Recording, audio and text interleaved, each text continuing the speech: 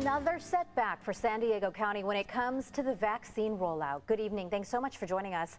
I'm Marcella Lee in for Barbara Lee Edwards. I'm Carlo Cicchetto. Winter storms across the Midwestern, southern, and eastern states are delaying vaccines and forcing another closure for the Petco Park Superstation. News 8's Alicia Summers has more tonight on what this means if you have an appointment for tomorrow or Saturday. Alicia? This is the second COVID vaccine delay at Petco Park just this week. On Sunday through Tuesday, Petco had to shut down because of a delayed shipment in the Moderna vaccine. This time around, the winter storms across the Midwest are to blame. While it might not snow in San Diego, the snow is directly impacting San Diego. We have received word that several shipments that were scheduled to arrive this week will not be arriving due to weather constraints that are impacting the entire country. The Petco Park vaccination super site is closing down this Friday and Saturday at the very least, and may extend that closure to Sunday and Monday depending on vaccine arrival. UC San Diego Health says all scheduled appointments will be rescheduled through MyChart, so be sure to check your email if this affects you. The second delay of the COVID vaccine is going to have a significant impact on San Diego County. Mayor Todd Gloria weighs in on this setback as the city is trying to assist the county's vaccination efforts. There's some extraordinary circumstances this week because of the weather in other parts of the country, but it just shows you we're all connected, right? And the pandemic already taught us that. This supply chain issue reinforces that fact, and it's something we're going to be dealing with for the foreseeable future. It's not going to deter us in our efforts to get this into as many people as wanted, as needed. Those who were delayed in getting their second dose of the vaccine a few days ago may still be trying to reschedule. Now a new batch of appointments will have to be pushed back or moved to a different site. This also has the potential to slow down other sites as the vaccine supply is limited. The county says all county pods and the super site at San Marcos are offering second doses only. Previously scheduled appointments for first doses will be automatically rescheduled. Sharp, Chula Vista, and Grossmont are not doing any Moderna vaccinations, but are still doing first and second doses of Pfizer. Last week, we literally begged, borrowed, and stole vaccines to keep as much of our system and structure in place as running. Again, Petco Park will be closing down tomorrow through at least Saturday, maybe longer. Check your email for rescheduling information if this affects you.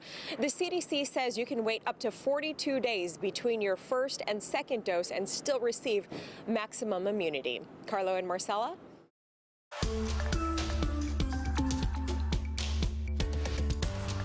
Meantime, forecasters are warning people across the Northeast to brace for a, quote, long-duration event and potentially another 8 inches of snow by Friday. They can't get a break. Across Texas, people are suffering a fourth day of weather-driven misery with a shortage of drinking water now quickly turning into a crisis there. Naomi Ruckham has the latest from New York. The shortest month on the calendar is starting to feel like the longest. Oh man, that groundhog was right. Another winter storm is dumping an icy mix in the mid-Atlantic, causing a serious accident on I-81 near Roanoke, Virginia. And more snow is falling in the Northeast. Who doesn't want to be in New York in the snow? You got to look at it positively, I think. New Jersey residents are asked to stay off the roads. Hopefully you can stay home, watch a good movie. Frozen is always a good choice. Experts say another flake doesn't have to fall. The New York area is already having an above-average snow season. Way below average temperatures are still crippling parts of the South, especially Texas. Power outages there dropped below the 500,000 mark for the first time in 4 days, but many people are still without safe drinking water. It's been really rough just to try to stay warm, and I've just been really worried about water. More than power. Critics say Texas long ignored recommendations to winterize its power sources. The warnings have been there for years. This was a train wreck on the way to happening 10 years ago. Texas Senator Ted Cruz drew criticism for taking his family to Cancun, Mexico for a vacation as his state struggled. He said his daughters had asked to go on a trip since school was canceled for the week. We were trying to be good parents and said, okay, we'll do it. And so we booked the flight. You know, I have to admit, I started having second thoughts almost the moment I sat down on the plane. As the trip began to make headlines Thursday, Cruz returned to Texas early on his own. Naomi Ruckham, CBS News, New York. Extreme weather is being blamed for more than 30 deaths across the country just this week, most from car crashes and carbon monoxide poisoning. San Diego County Board of Supervisors Chair Nathan Fletcher is getting ready to deliver his first State of San Diego County address. It starts in less than an hour. He will talk about fighting the COVID-19 pandemic over the past year and how we can recover. You can watch it at 7 on our sister station, the CW San Diego. We'll also stream it live at CBS8.com.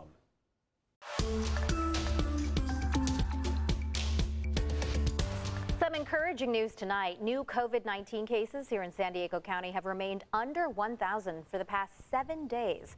Today, health officials reported 810 new cases. That is 4% of nearly 20,000 tests. The 2-week positivity rate now sits at 5.2%. Hospitalizations are now under 800, with 245 patients in the ICU. 36 new deaths were reported today, bringing that total to 3,135. California legislators today agreed on a $6.5 billion school reopening plan aimed at getting students back in the classrooms this spring. The plan would require county public health departments to offer vaccinations to school staff who return to in-person classes. It would also require schools seeking funding to reopen starting April 15th to vulnerable students and those in lower grades. This comes on the same day San Diego Unified parents, students, and teachers held rallies demanding schools fully reopen. Right now, the district is in its phase 1, offering appointment-based classes to the neediest students. As News 8's Shannon Handy reports, some believe the district isn't moving fast enough. This rally outside Mission Bay High School was one of several held at campuses throughout the San Diego Unified District today. Those here, including kids, say they are tired of waiting for a concrete plan to reopen schools.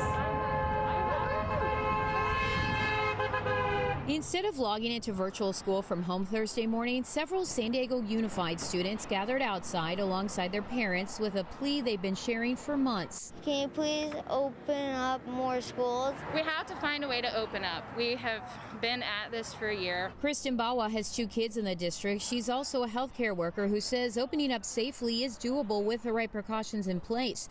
Among them, ensuring teachers can move up the vaccination list. You know, the county recently said that in the next 2 to 3 weeks that they feel like teachers will be able to start getting vaccinated en masse.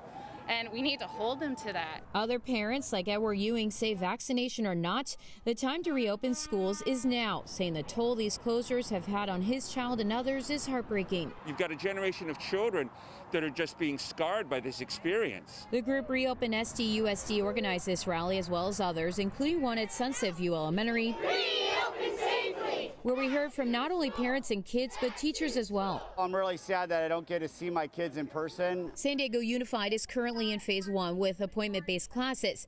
Beyond that, there's no set reopening date, though the board and its teachers did agree on a framework to reopen schools if case rates continue to decline and teachers have access to a vaccine. Board President Richard Barrera told News 8 he's hopeful some students could return in a hybrid model as early as the spring, with a full-time option available by the fall. Teacher Christine Kratt, who battled COVID, supports the district's approach. I think they're putting not only the teachers' health and safety first, but they're making me as a parent feel that I'm going to be able to trust when we go back that it's going to be safe. Others say it's taking too long. We can follow the CDC guidelines. We've seen so many other schools and districts around the area, around the country, around the world, opening their schools safely.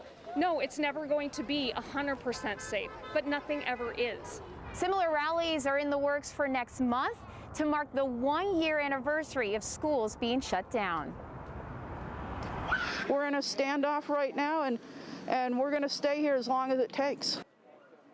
This group of residents in the Kensington area are in a standoff with the city of San Diego over the removal of these beloved pepper trees. They tell us the trees have stood for more than a century and also believe they are perfectly healthy. The group wants the city council committee to consider a historic designation for these trees and to reevaluate the need for removal. A city official tells us another group of residents in the same neighborhood is actually the ones that requested the initial evaluation, and that report recommended the trees be removed.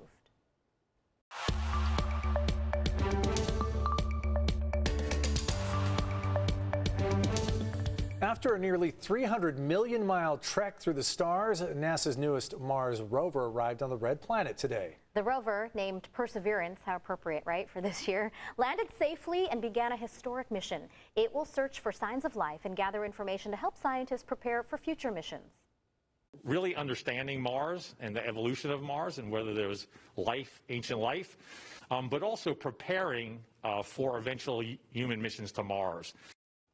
2 local companies are playing a key role in this mission. 5 cameras on the Perseverance were built by Malin Space Science Systems of Sorrento Valley, and the processors for both the rover and helicopter were created by Qualcomm. So people living right here in our community made these things that are now up on Mars. It's very cool How stuff. neat is that?